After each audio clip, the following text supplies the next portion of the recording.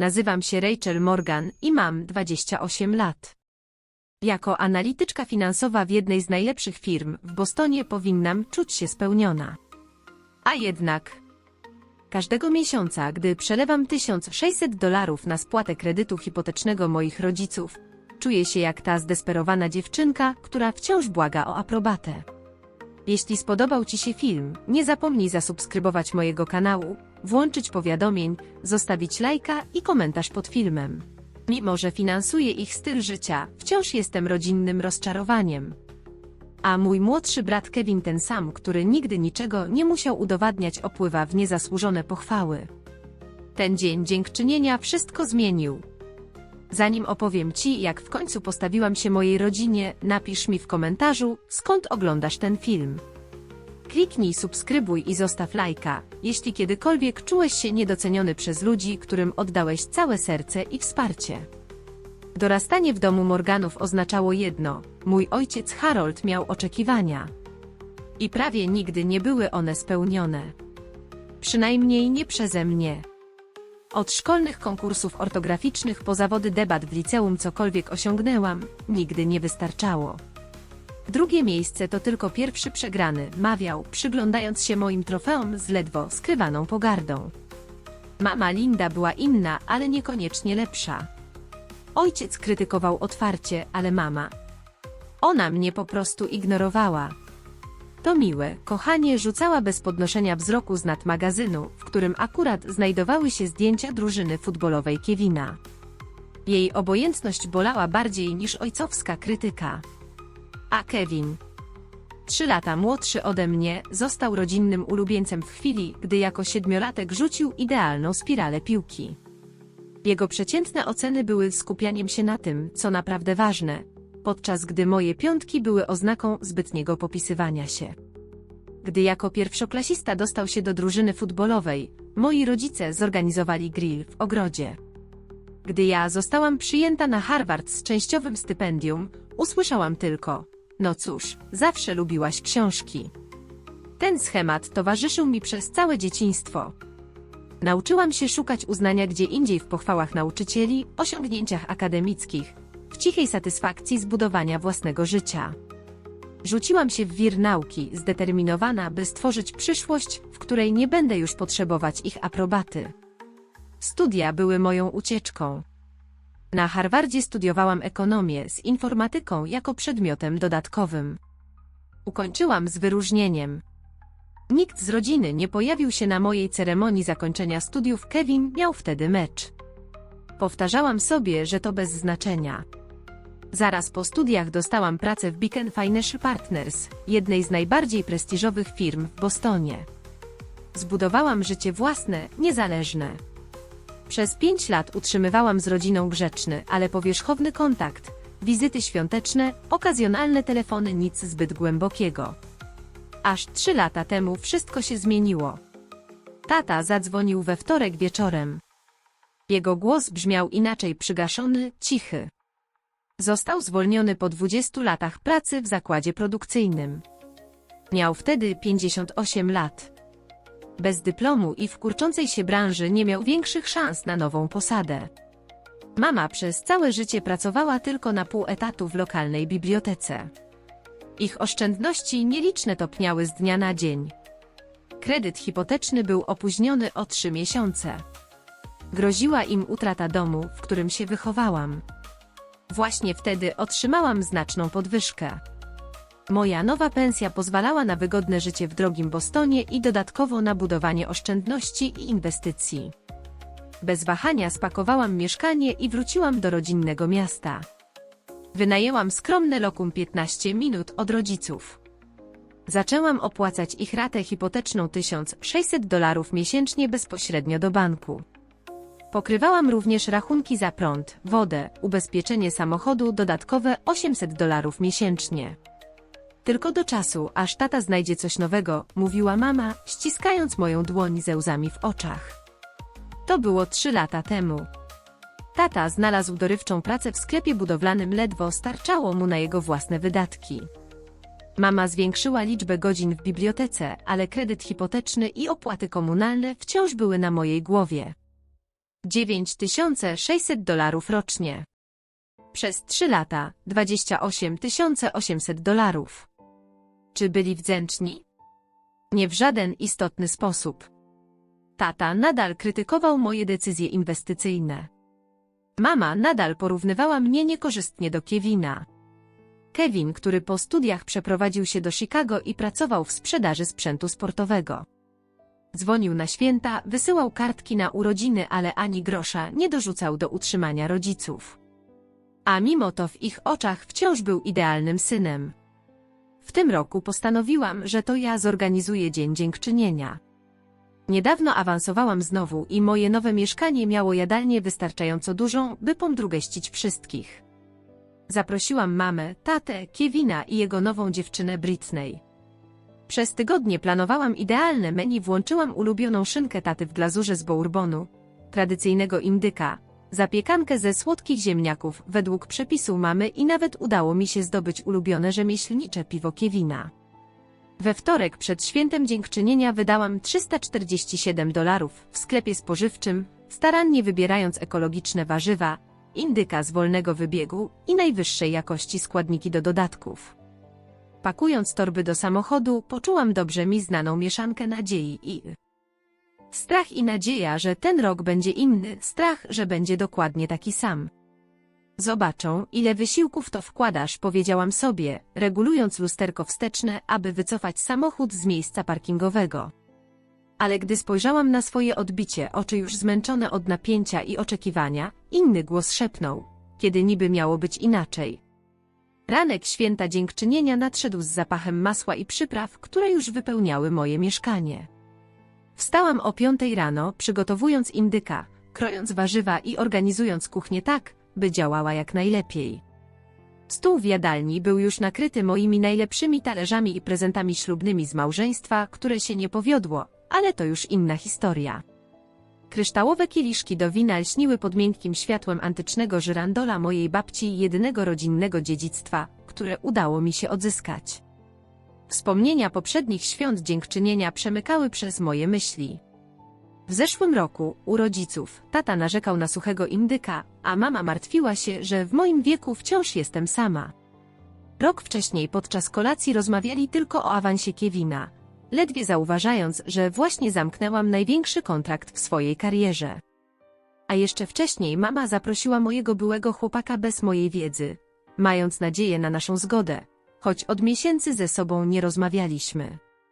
Telefon zawibrował o wiadomość od Amber, mojej najlepszej przyjaciółki z czasów studiów. Plan przetrwania gotowy, pamiętaj, o czym rozmawiałyśmy, granice. Uśmiechnęłam się, wdzięczna za jej troskę. Amber była moją opoką przez lata rodzinnych dramatów. Zaproponowała, że dołączy dziś do nas dla wsparcia moralnego, ale odmówiłam, niektóre katastrofy lepiej przeżyć samemu. Wszystko pod kontrolą, odpisałam. Indyk i piekarnik gotowe, alkohol w zapasie, plan ucieczki, ewentualny fałszywy pilny wyjazd o 20. Odpowiedź przyszła błyskawicznie. Zadzwonię punktualnie o 20. Użyj hasła arkusz kalkulacyjny, jeśli trzeba będzie ratować sytuację. Kocham cię. O 11:30 zadzwonił dzwonek do drzwi. Mama przyszła pierwsza, niosąc kupiony w sklepie placek z dyni, mimo że zapewniałam ją, że deser mam pod kontrolą. Stół wygląda ładnie, powiedziała, oglądając starannie poustawiane nakrycia. Ale czy nie byłoby lepiej z niebieskimi talerzami? Te białe są takie korporacyjne. Ugryzłam się w język, przypominając sobie, że mama zawsze używała białych talerzy na każde święto. Dzięki za placek, mamo, możesz zostawić go w kuchni. Zmarszczyła brwi na widok indyka piekącego się w piekarniku. Nie używasz mojej receptury? Zapytała. Próbuję czegoś nowego w tym roku, moczę go przez noc, wyjaśniłam. Mam nadzieję, że tata nie będzie miał nic przeciwko eksperymentom, wiesz, jaki jest tradycjonalistą. Tradycjonalista oznaczał, że wszystko ma być dokładnie takie jak zawsze, chyba że nagle chciał czegoś innego.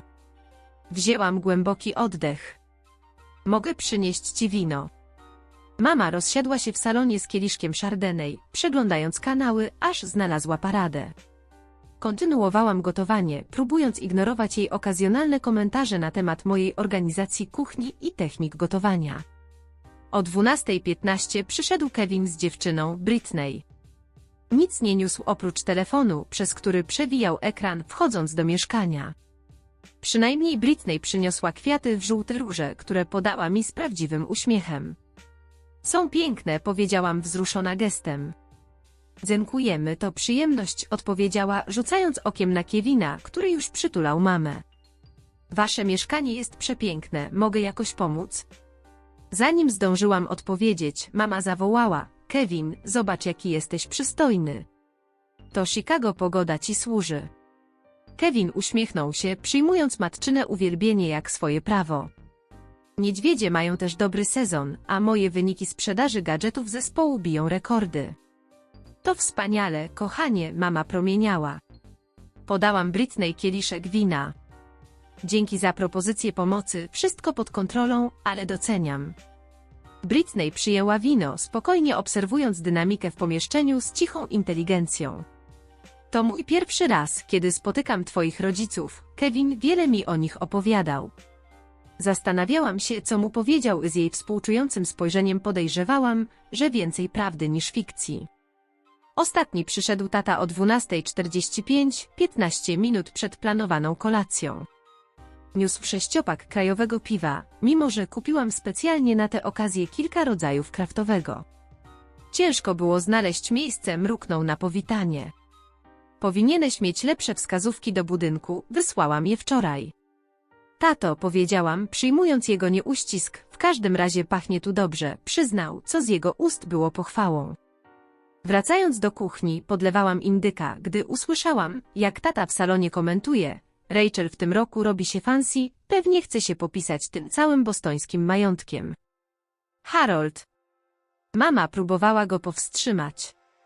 No przecież prawda, te wszystkie wymyślne potrawy i drogie wina, kogo ona próbuje zaimponować? Ściskałam blat stołu, białe knykcie. $347 na zakupy, 1600 roku na ratę kredytu, 800 na rachunki i inne wydatki, wszystko dla nich, a to była moja nagroda. Kevin wszedł do kuchni szukając piwa. Nadal byłam wściekła. Hej, siostra, powiedział, nie zauważając mojego nastroju. Tata przyniósł Budweisera, masz w lodówce. Jest tam kraftowe, odpowiedziałam. Mam to IPA, które lubisz. Kevin wzruszył ramionami. Tata mówi, że te fancy piwa są tylko dla tych, co chcą się poczuć wyjątkowo. Ugryzłam się w język tak mocno, że poczułam smak krwi. Weź, co chcesz, Kevin. Gdy Kevin przeszukiwał lodówkę, jeszcze raz sprawdziłam indyka. Idealnie złocista skórka, wszystko zgodnie z planem. Dokładnie o 13:00 ogłosiłam, że obiad gotowy. Wszyscy usiedli na swoich miejscach przy stole, tata na jednym końcu, Kevin i Britney po jednej stronie, mama po drugiej, a ja po środku. Stół wyglądał niczym z prestiżowego magazynu kulinarnego. Pieczony ziołami indyk, szynka glazurowana bourbonem, 3 rodzaje ziemniaków, zapiekanka z zielonej fasolki, domowy sos żurawinowy i świeże bułeczki, jeszcze ciepłe prosto z pieca. Tata spojrzał na ten festyn jedzenia i zmarszczył brwi. Gdzie jest nadzienie? Zapytał. Jest tutaj i powiedziałam, wskazując na ceramiczne naczynie tuż obok jego łokcia. To nadzienie z kukurydzianego chleba z kiełbasą i jabłkami. Tata spojrzał na nie z podejrzliwością. To nie wygląda jak nadzienie twojej mamy. I wtedy wszystko się zaczęło. Pomódlmy się, oznajmił tata, chwytając rękę mamy z jednej strony i Kevina z drugiej. Uformowaliśmy nasz tradycyjny krąg, pochyliliśmy głowy. Panie, dziękujemy za to jedzenie i za to, że dzisiaj zebraliśmy się jako rodzina. Jesteśmy szczególnie wdzięczni Kevinowi, że przyjechał z Chicago, by być z nami. Dziękujemy za jego dalsze sukcesy i za Britney, która dołączyła do naszego rodzinnego kręgu. Prosimy o błogosławieństwo dla tego posiłku i dla naszych więzi rodzinnych, które są ważniejsze niż jakiekolwiek materialne dobra czy sukcesy tego świata. Amen. Moje oczy pozostały zamknięte o moment dłużej niż u innych, nie z powodu dłuższej modlitwy, ale z niedowierzania. Nie padło ani jedno słowo wdzięczności za posiłek, który przygotowałam, dom, który zapewniłam na to spotkanie, ani wsparcie finansowe, które uchroniło ich dom przed licytacją.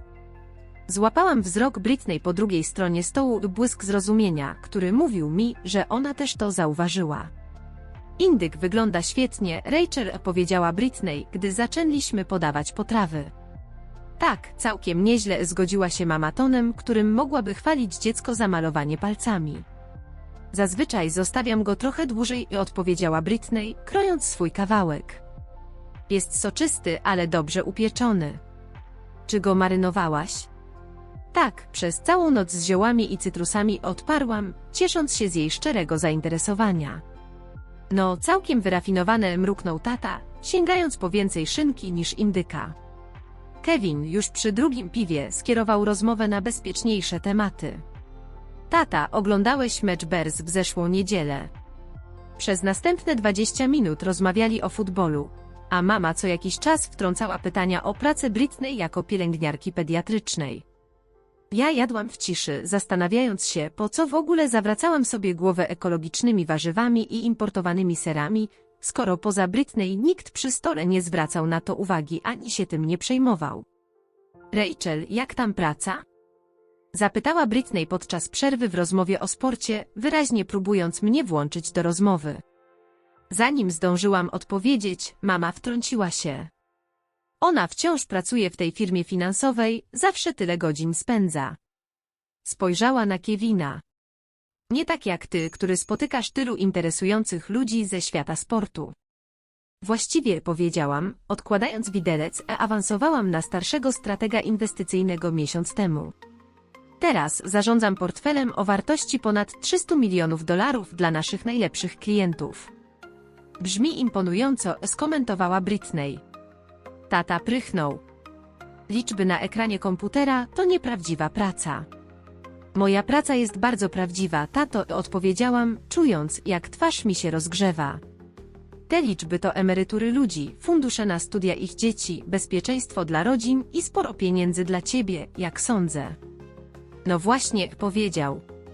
Dlaczego więc zawsze narzekasz, że pomagasz rodzinie trochę? Zapanowała cisza. Nawet Kevin wyglądał na nieswojego. Kiedy ja kiedykolwiek narzekałam na pomoc? Zapytałam cicho.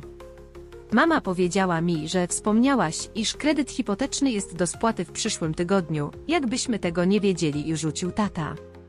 Spojrzałam na mamę, która nagle bardzo zainteresowała się układaniem jedzenia na talerzu. Wspomniałam o tym tylko dlatego, że musiałam przelać pieniądze z mojego konta inwestycyjnego. To trwa 2 dni robocze, a z długim weekendem. No i znowu, zawsze o pieniądzach, przerwał tata. Rozumiemy, Rachel, jesteś sukcesem, zarabiasz dobrze, pomagasz nam, chcesz medal? Harold, wyszeptała mama, ale w jej głosie nie było prawdziwego sprzeciwu. Nie, Linda, mam dość chodzenia po cienkim lodzie. Rachel trzyma nad nami pieniądze jak jakiś zbawiciel, powiedział tata, a moje ręce zaczęły się lekko trząść. Przez 3 lata, 28 800 dolarów i ani razu nie wykorzystałam tego, by ich obarczać winą albo żądać wdzięczności. Nigdy niczego nad wami nie trzymałam, powiedziałam, lekko drżącym głosem. Pomagam, bo jesteście moją rodziną i potrzebowaliście tego. I doceniamy to, prawda, Harold? Szybko dodała mama. Tata sięgnął po kawałek szynki. Chciałbym mieć córkę, która troszczy się o coś więcej niż tylko o swoje konto bankowe. Rodzina to lojalność, a nie cyfry na koncie. Słowo lojalność smakowało gorzko.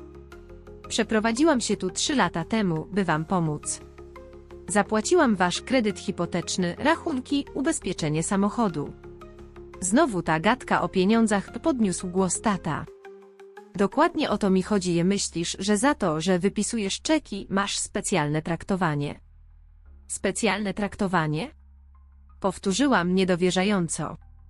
Kiedy w tej rodzinie kiedykolwiek je dostałam? Kevin zmienił niewygodnie pozycję. Może porozmawiajmy o czymś innym? Nie, powiedziałam stanowczo. Chcę wiedzieć, co tata rozumie przez specjalne traktowanie. Czy to znaczy uznanie?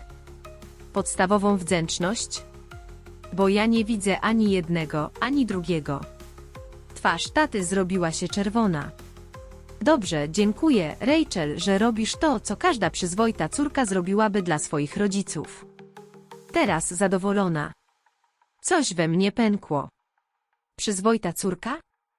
A co z przyzwoitym ojcem, który nie krytykuje ciągle i zmniejszać osiągnięcia swojego dziecka?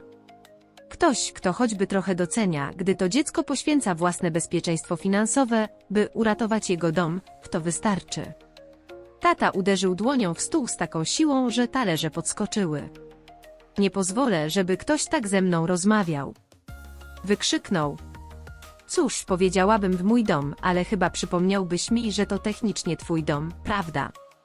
Odpowiedziałam spokojnie. To moje mieszkanie i ja za nie płacę. Tak, powiedziałam cicho, tak samo jak ja płacę za twój dom.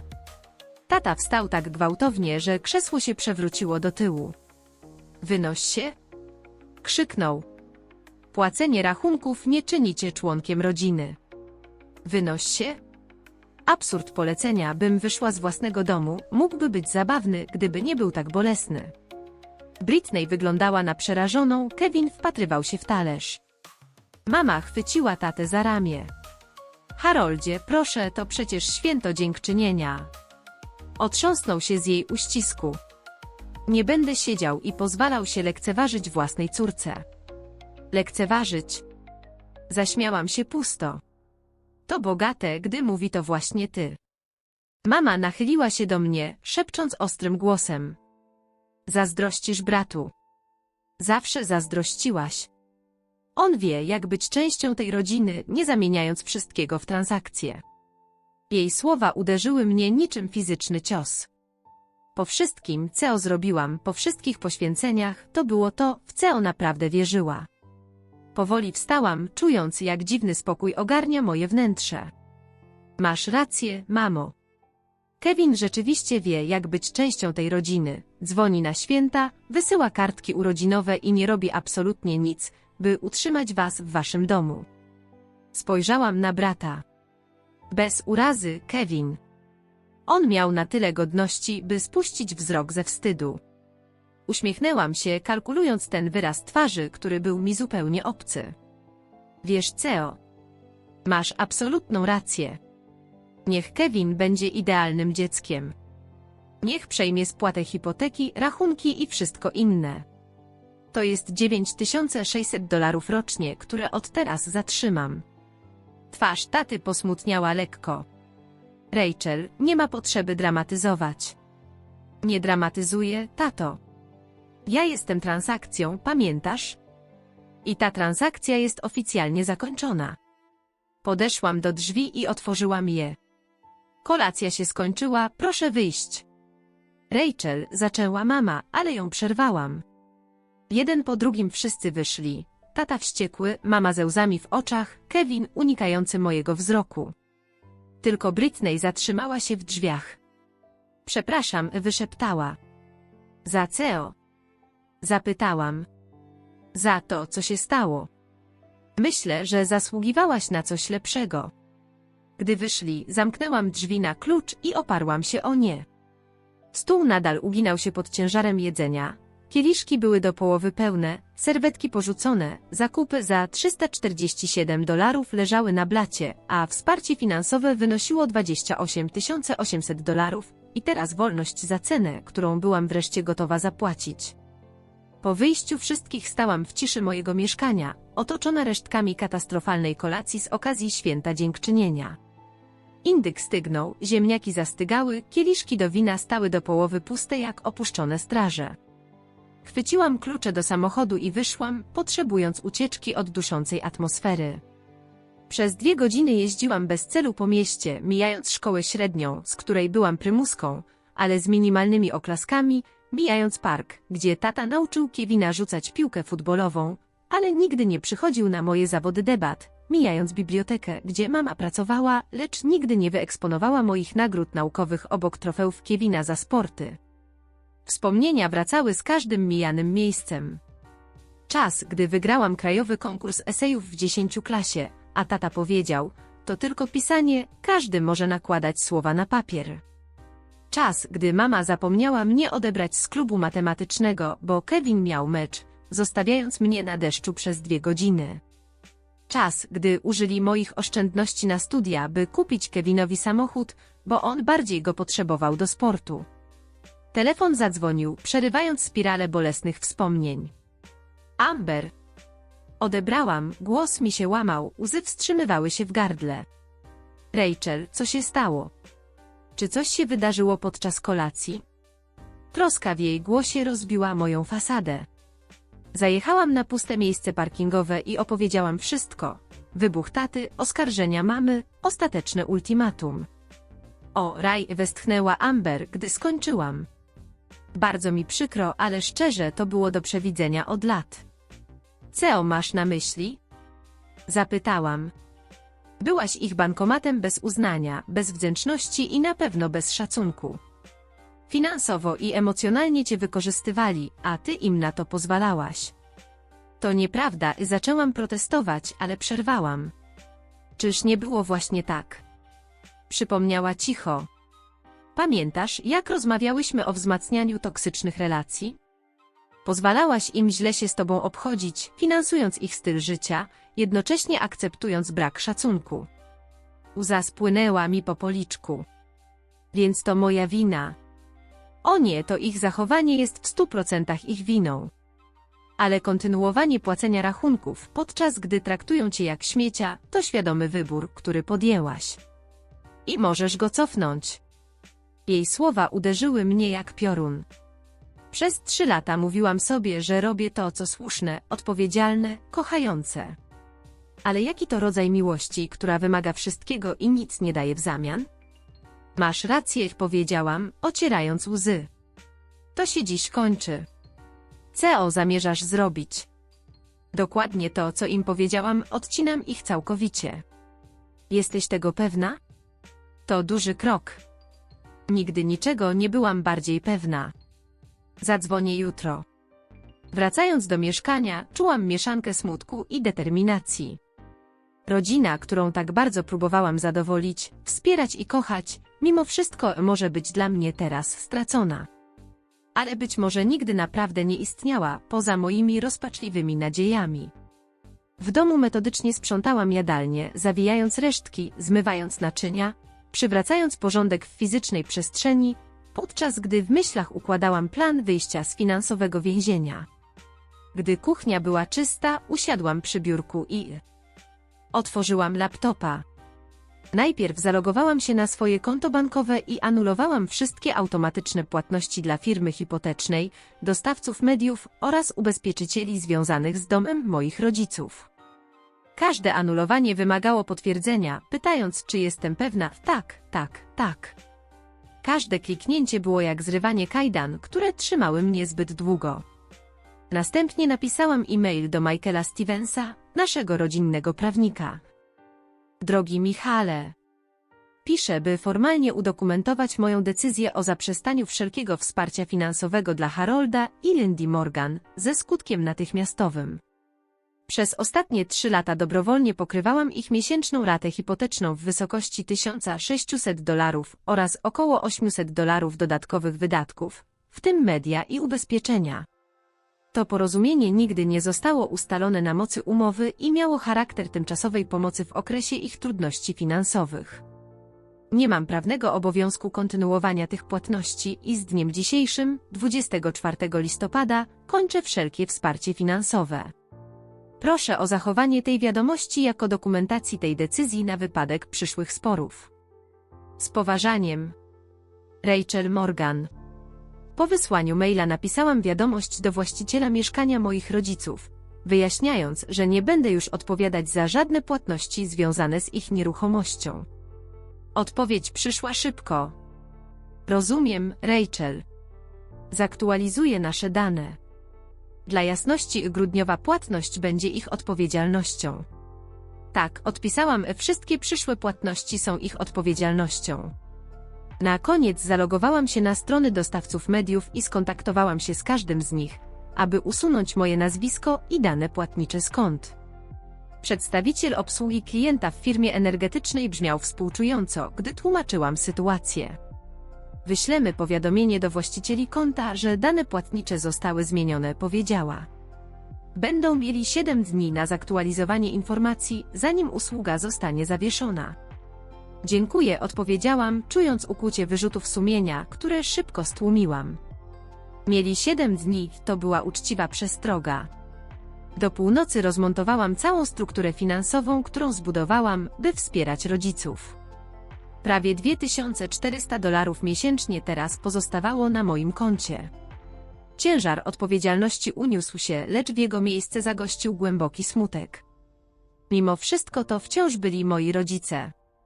Wciąż pamiętam, jak tata uczył mnie jeździć na rowerze, a mama czytała mi bajki na dobranoc, zanim Kevin przyszedł na świat i stał się centrum ich wszechświata. Zarezerwowałam pokój hotelowy na noc, nie chcąc być w mieszkaniu, jeśli zdecydują się wrócić. Pakując torbę na noc, mój telefon eksplodował powiadomieniami. Wiadomości od taty w różnych tonach, od wściekłych, jak śmiesz tak do nas mówić. Po groźby, pożałujesz tego. Głosy mamy na poczcie na przemian płaczące i pełne wyrzutów sumienia. Nie było żadnej wiadomości od Kevina. Wyciszyłam telefon, chwyciłam torbę i rzuciłam ostatnie spojrzenie po mieszkaniu w miejscu, które powinno być moją oazą, ale stało się kolejnym polem bitwy w niekończącej się wojnie o akceptację rodziców.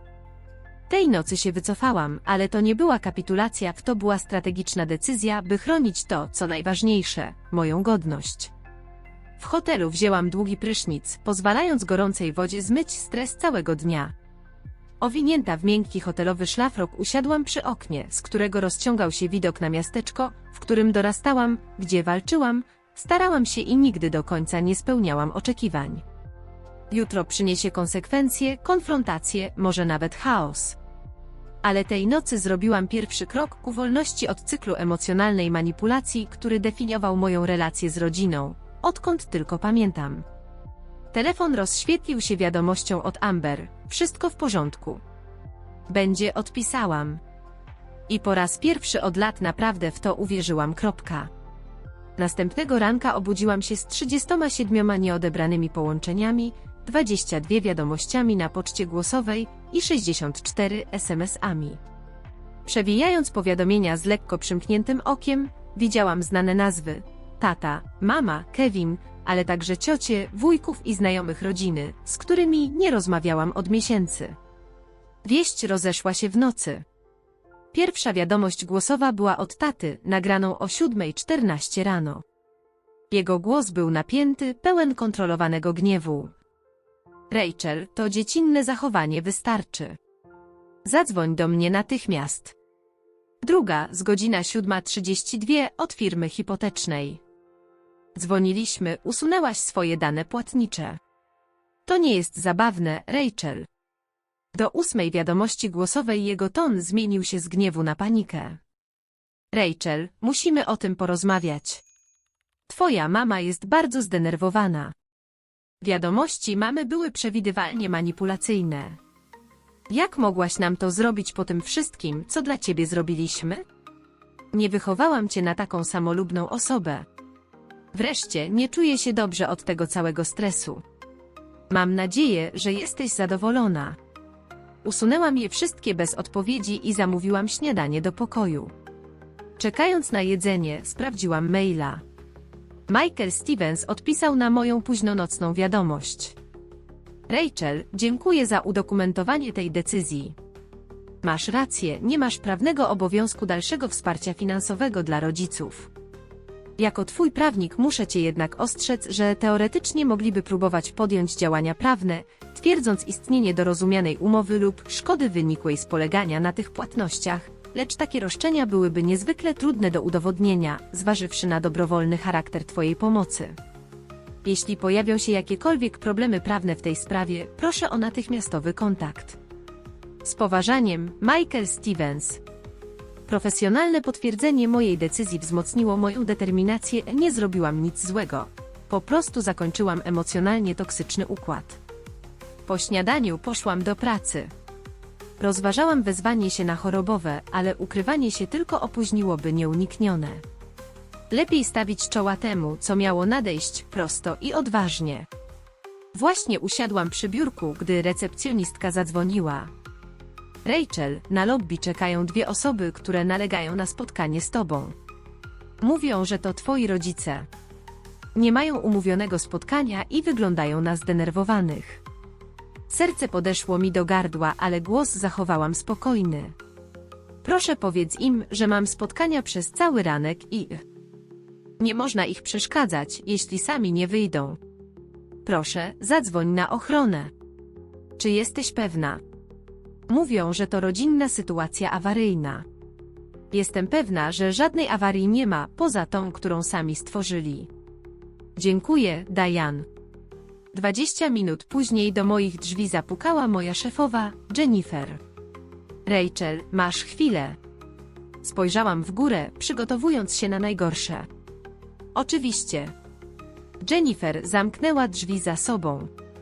Ochrona właśnie wyprowadziła z budynku 2 osoby, które twierdziły, że są twoimi rodzicami. Robili niezły cyrk na holu. Na jej twarzy malowało się zaniepokojenie, ale bez oskarżeń. Wszystko w porządku. Przez moment rozważałam profesjonalne zdystansowanie się i uniknięcie szczegółów. Wszystko jest dobrze, to tylko nieporozumienie. Jednak Jennifer zawsze była wobec mnie szczera i postanowiłam odwzajemnić uprzejmość. Nie, nie jest dobrze. Wczoraj miałam poważną sprzeczkę z rodzicami. Od 3 lat ich finansowo wspieram, a wczoraj oznajmiłam im, że to się kończy. Nie przyjęli tego dobrze. Jennifer powoli skinęła głową. Rozumiem. Przykro mi, że musisz przez to przechodzić. Potrzebujesz trochę wolnego. Jej proste pytanie, bez oceniania czy wścibstwa, wywołało nieoczekiwane łzy w moich oczach.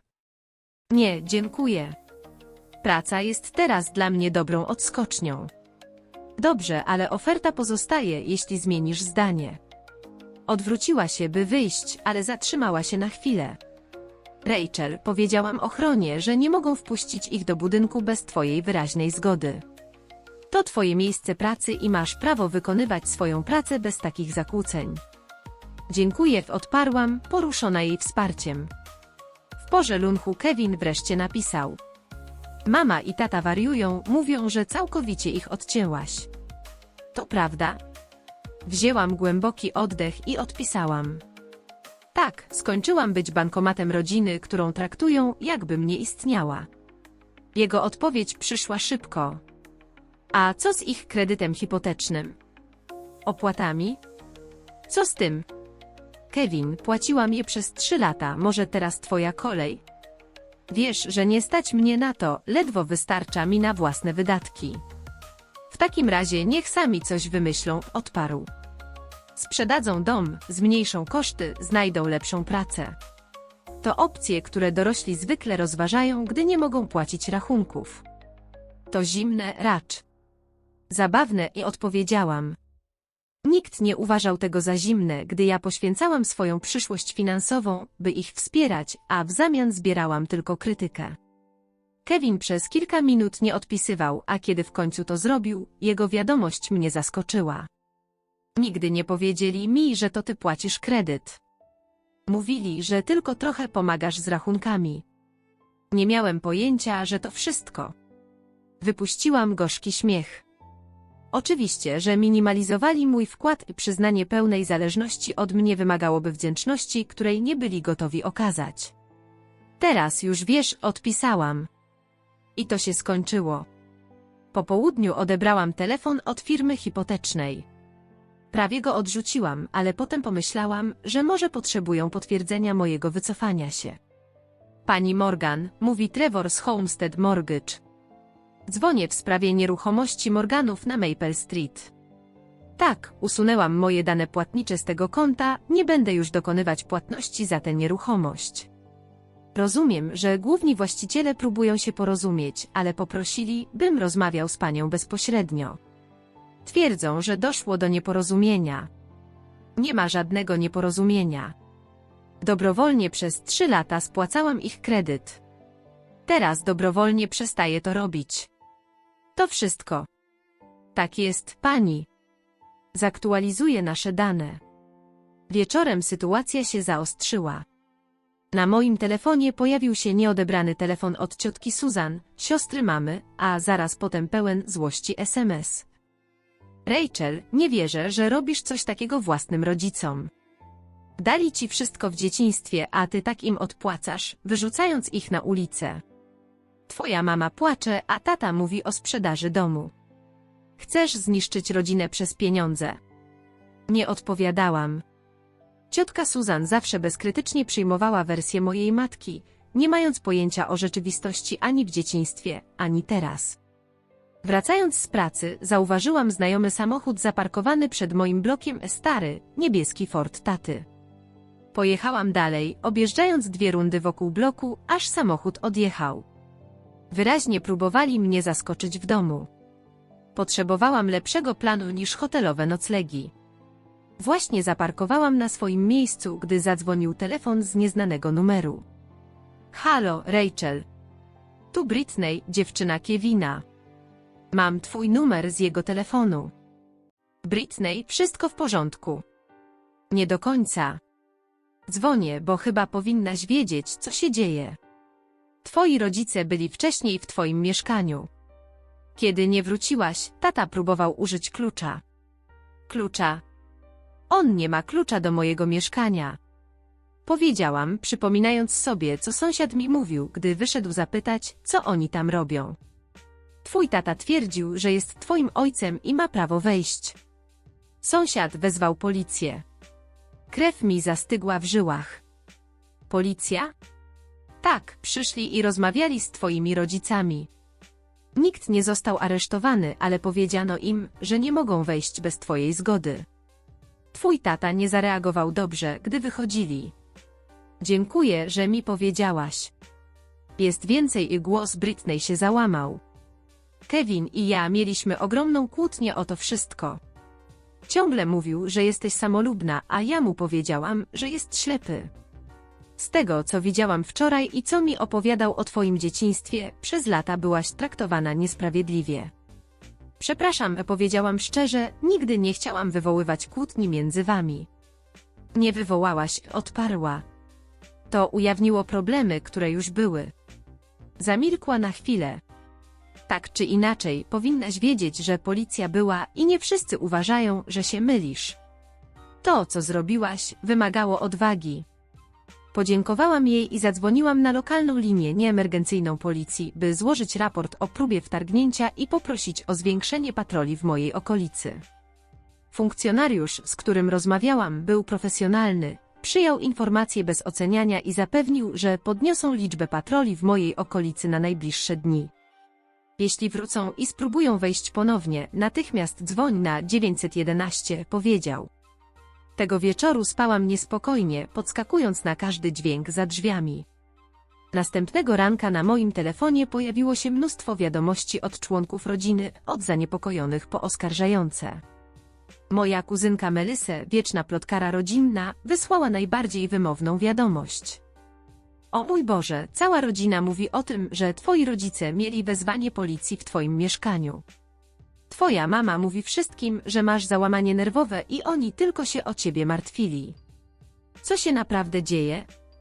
Odpisałam krótko i konkretnie. Przestałam płacić ich rachunki po latach finansowego i emocjonalnego wykorzystywania. Próbowali wejść do mojego mieszkania bez pozwolenia, gdy mnie nie było. Sąsiad wezwał policję. Nie mam załamania nerwowego, w końcu zaczęłam się bronić. Odpowiedź Melissy była natychmiastowa. Wow, to nie to, co mówią innym. Jest prawdą i odpisałam. W ciągu dnia kolejno odcinano media w domu moich rodziców, najpierw internet, potem prąd. W listopadzie było zimno. Woda miała zostać odcięta następnego dnia, jeśli nie będzie płatności. Dostałam od mamy coraz bardziej rozpaczliwe wiadomości. Internet się wyłączył, teraz nie ma prądu, w domu zimno, wodociągi grożą odcięciem. Nie odpisałam. To było dokładnie to, o czym ostrzegałam, konsekwencje ich i moich decyzji rozwijały się zgodnie z oczekiwaniami. Tydzień po święcie dziękczynienia siedziałam w gabinecie dr Sarah Collins, nerwowo bawiąc się rękawem swetra. Nigdy wcześniej nie byłam na terapii, ale po tygodniu emocjonalnej wojny potrzebowałam profesjonalnej pomocy. Dr Collins, po tym jak opowiedziałam jej o wydarzeniach ostatnich dni, powiedziała: dokonałaś poważnej zmiany w długo utrzymującym się rodzinnym układzie, który na pewno wywoła falę skutków. Jak się teraz czujesz ze swoją decyzją? Zastanowiłam się uważnie. Czasem czuję się winna, czasem odczuwa ulgę, innym razem smutek, prawie zawsze. To wszystko normalne reakcje, pokiwała głową.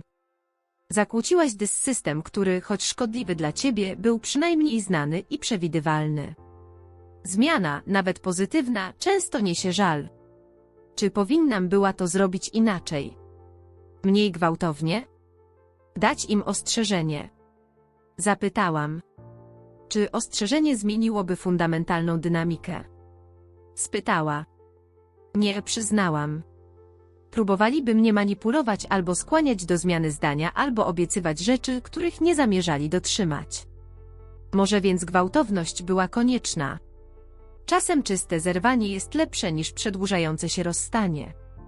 Rozmawiałyśmy dalej, badając wzorce definiujące moją relację z rodzicami oraz rolę, jaką odegrałam w podtrzymywaniu tych wzorców. I strategię wyznaczania i egzekwowania granic na przyszłość. Pod koniec sesji czułam się pewniej, że podjęłam właściwą decyzję, choć bolało. Dr Collins powiedział coś, co zapadło mi w pamięć. Pojednanie wymaga zmiany po obu stronach, nie tylko od ciebie. Nie bierz na siebie odpowiedzialności za relacje, jeśli inni nie chcą się uczciwie przyjrzeć. Po wyjściu dostałam wiadomość od Kevina: spotkajmy się na kawę, bez rodziców i dramatu. Umówiliśmy się w neutralnej kawiarni. Kevin wyglądał na zmęczonego. Zerwałem z Britney i wyznał. Była racja w wielu sprawach, także w tym, jak cię niesprawiedliwie traktowano, dodał. Przyznał, że zauważył, jak trudne było moje dzieciństwo i że przejął opłaty za media, choć nie hipotekę.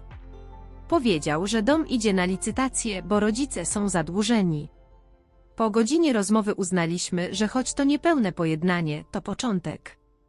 Kevin zapytał, czy pójdę na rodzinną imprezę świąteczną, miałam to przemyśleć. Potem dostałam wiadomość od Britney, która życzyła mi siły i wsparcia. Szefowa zaoferowała mi pomoc mieszkaniową, jeśli poczuję się niebezpiecznie, i pochwaliła moją pracę mimo trudności. 3 dni później spotkałam mamę w sklepie. Doszło do kłótni, którą nagrano i rozeszła się w mediach społecznościowych, co zaszkodziło mojej reputacji. W weekend byłam na świątecznej imprezie z przyjaciółmi, gdzie poczułam prawdziwe wsparcie i zrozumienie. 3 miesiące po rodzinnej tragedii zauważyłam, że zaczynam się emocjonalnie odbudowywać. Sesje z dr Collins pomagały mi przepracować żal związany z utratą rodziny, jaką znałam, i zaakceptować tę nową rzeczywistość. I akceptacja wobec niepewnego spokoju, konsekwencje mojej decyzji rozwijały się zgodnie z przewidywaniami. Dom moich rodziców był teraz głęboko zadłużony, a formalne powiadomienia gromadziły się, gdy bank przygotowywał się do przejęcia nieruchomości. Kevin, zgodnie z obietnicą, opłacał rachunki za media, ale hipoteka była znacznie większa, niż ktokolwiek z nas sądził. Lata ukrytego zadłużenia stworzyły finansową przepaść, z której nie dało się wyjść bez drastycznych kroków. Wujek Robert i ciocia Patricia zaoferowali rodzicom tymczasowe schronienie w swoim pokoju gościnnym, lecz Kevin zauważył, że sytuacja już zaczyna się psuć. Tata odmawia szukania pracy na pełen etat, powiedział mi podczas naszych regularnych spotkań przy kawie. Mówi, że w jego wieku nie powinien zaczynać od nowa. Zapytałam o mamę, ostrożnie, bo o naszych rodzicach rozmawiamy z rezerwą. Zwiększyła godziny w bibliotece i pytała o ciebie, o mnie, czy dobrze się czujemy, czy wspominamy ich w rozmowach. Kevin zamieszał kawę. Myślę, że wreszcie dociera do niej, że to nie jest tylko faza, przez którą przechodzisz. Nie, to coś trwałego, chyba że coś się fundamentalnie zmieni, potwierdziłam. Kevin spojrzał na mnie i podał kopertę z moim imieniem, napisaną charakterem pisma mamy. Nie musisz tego czytać teraz ani wcale, ale prosiła, żebym ci to dał. Schowałam list do torebki, niepewna, czy go otworzę. Dr Collins ostrzegał mnie, że takie listy mogą być narzędziem manipulacji lub wzbudzania poczucia winy. Wieczorem, sama w mieszkaniu, ciekawość zwyciężyła. Otworzyłam kopertę. Droga Rachel, zaczynał list. Nie wiem, czy to przeczytasz. Kevin da ci ten list, ale zrozumiem, jeśli go wyrzucisz bez otwierania. Sama bym tak zrobiła na twoim miejscu. Mama pisała, że zaczęła widzieć świat z mojej perspektywy i nie podoba jej się ten obraz matki, którą widzę jej oczami. Przyznała, że przez lata faworyzowała Kevina, bo był prostszy w wychowaniu, wystarczało mu kilka pochwał. Ja zaś byłam bardziej inteligentna, wymagająca, potrzebowałam czegoś więcej, czego ona nie potrafiła dać. Wybrała łatwiejszą drogę, wylewając emocje na Kevina, zostawiając mnie samą. Nie proszę o przebaczenie ani drugą szansę, chcę tylko, żebyś wiedziała, że to widzę, choć za późno. Widzę, jak bardzo cię skrzywdziliśmy, jaką córkę straciliśmy, bo nie doceniliśmy niezwykłej kobiety, którą się stałaś. Mama poinformowała, że za miesiąc przeprowadzają się do Arizony. Dom zostanie sprzedany, to dla nas najlepsze, bo tam jest za dużo duchów. Zakończyła nadzieją, że może kiedyś się porozmawiamy, choć rozumie, jeśli to się nie zdarzy. Czytałam ten list 3 razy, szukając manipulacji, winy, ale nie znalazłam nic z tych rzeczy. Znalazłam coś, czego się nie spodziewałam, odpowiedzialność o choć spóźnioną, to jednak prawdziwą. Nie odpowiedziałam od razu, tylko zabrałam list na terapię, gdzie dr Collins pomógł mi przepracować skomplikowane uczucia. To ważny krok dla twojej mamy, zauważyła, ale przypomniała, że jeden list nie wymaże lat zachowań. Pojednanie wymaga czasu, jasnych granic i konsekwentnych zmian. Nie wiem, czy w ogóle chcę się pojednać, przyznałam. Czuję ulgę, gdy ich nie ma w moim życiu. Postanowiłam kontynuować dystans, uznając list mamy krótką, uprzejmą odpowiedzią. Mamo, dziękuję za list i refleksję, którą reprezentuję. Na ten moment nie jestem gotowa na dalszą komunikację, ale życzę wam powodzenia w Arizonie. Rachel. Z Kevinem relacje stopniowo się poprawiały. Historia, którą dzieliliśmy, stworzyła więź, choć uszkodzoną, nie do naprawienia. On zaczął widzieć nasze dzieciństwo jaśniejszym wzrokiem, dostrzegając, jak byłem używany w rodzinnych dynamikach przeciwko mnie. Pamiętasz ten konkurs naukowy w 7. klasie, gdy zrobiłaś ten niesamowity model układu słonecznego ze świecącymi światłami, a tata tak bardzo chwalił moją wstążkę za bieg na tym samym dniu? Powiedział podczas jednej z naszych rozmów. Pamiętam, odparłam zdziwiona. On też pamiętał. Spędziłaś tygodnie nad tym modelem, byłaś niesamowita, powinnaś wygrać 1. miejsce, nie 3. A przy kolacji wszyscy rozmawiali tylko o mojej głupiej wstążce. Potrząsnął głową. Wiedziałem, że to nie fair, ale nie mówiłem nic, bo dobrze było być tym ulubionym. Byliśmy dziećmi, przypomniałam. Żaden z nas nie stworzył tej dynamiki, ale obaj na niej skorzystaliśmy. Teraz próbuję zrozumieć, kim jestem bez tego. W międzyczasie, po incydencie w Thanksgiving, moja sytuacja zawodowa ustabilizowała się. Wirusowe nagranie z konfrontacji w sklepie zniknęło z mediów społecznościowych, a Jennifer okazała się niespodziewanym sprzymierzeńcem, chroniąc mnie przed zawodowymi konsekwencjami i polecając do prestiżowego programu certyfikacji doradcy finansowego. Twoja zdolność do zachowania doskonałej pracy pomimo osobistych wyzwań to dokładnie ta odporność, jakiej potrzebują nasi klienci, powiedziała, ogłaszając moją akceptację. Wiosną zaczęłam nowe tradycje, niedzielne brunsze z Amber i naszym kręgiem przyjaciół, wolontariat w programie edukacji finansowej dla młodych opuszczających opiekę zastępczą, pierwszą randkę z Michaelem, uprzejmym architektem poznanym podczas wolontariatu. Pewnego ciepłego kwietniowego sobotniego poranka, wracając z biegu, zobaczyłam przed moim blokiem znajomą sylwetkę w tatę, starszego, nieco zmęczonego. Tato, powiedziałam ostrożnie. Rachel, nie wiedziałem, czy zechcesz ze mną rozmawiać. To zależy, co chcesz powiedzieć, skinęłam głową, akceptując warunkową rozmowę. Nie zabiorę ci dużo czasu, ale zanim wyjedziemy do Arizony, musiałem powiedzieć coś osobiście. Miałeś rację w wielu sprawach. Nie byłem dla ciebie fair. Nie doceniłem tego, co dla nas zrobiłaś. Przyznanie, na które tak długo czekałam, było dziwnie spokojne. Dziękuję, że to mówisz. Nie jestem w tym dobra, kontynuował, wpatrując się w chodnik. Przyznawać się do błędów to moja najsłabsza cecha, mówiła mama. Na jego twarzy pojawił się cień uśmiechu, jeden z wielu, według niej. Arizona to nowy start, zaproponowałam neutralnie. Tak, ale zaczynać od nowa w wieku 61 lat nie było w planach, odparł. Plany się zmieniają, my adaptujemy. Spojrzał na mnie, jakby pierwszy raz od lat naprawdę widział. Dobrze ci poszło, Rachel. Silna, mądra to nie przez nas, a mimo nas. Te słowa otworzyły coś w moim sercu, nie przebaczenie, lecz uwolnienie od czegoś mocno trzymanego. Doceniam to, tato. Stałyśmy chwilę w niezręcznej ciszy, po czym dodał. Wyjeżdżamy w przyszłym tygodniu, mama ma adres, jeśli kiedykolwiek będziesz potrzebować. Bezpiecznej podróży, powiedziałam, nie obiecując nic więcej. Skinął zrozumiałe. Dbaj o siebie, Rachel. Dbam, odpowiedziałam po raz pierwszy od dawna.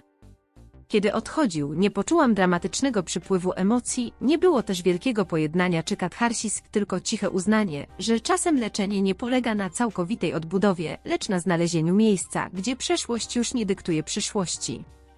Wieczorem zorganizowałam kolację dla Amber, Kevina i kilku bliskich przyjaciół. Siedząc przy stole, przy którym 4 miesiące wcześniej rozpadł się nasz Thanksgiving, spojrzałam na ich twarze, ludzi, którzy wybrali być w moim życiu, którzy mnie szanują i oczekują wzajemności oraz prawdziwej więzi. O czym się uśmiechasz? Zapytała Amber, podając koszyk z chlebem. Myślę o warunkowej i bezwarunkowej miłości. Całe życie wierzyłam, że rodzinna miłość jest bezwarunkowa, a tymczasem była pełna warunków, których nie mogłam spełnić.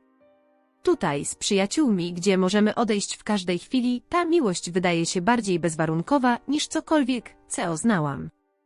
Kevin podniósł kieliszek. Za znalezienie właściwych warunków, by rozwijać się i odwagę, by je tworzyć, gdy trzeba.